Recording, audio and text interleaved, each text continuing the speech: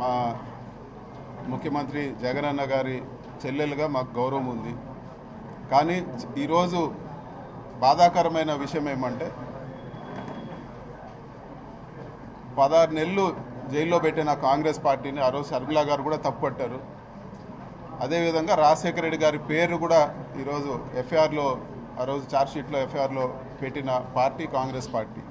మళ్ళీ అదే పార్టీకి వెళ్ళి ఆవిడ ఈరోజు చంద్రబాబు నాయుడు గారి ట్రాప్లోనో లేకపోతే ఇతరత్ర దుష్ట శక్తుల ట్రాప్లోనో ఈరోజు ఆవిడ ఉందనేది వాస్తవం.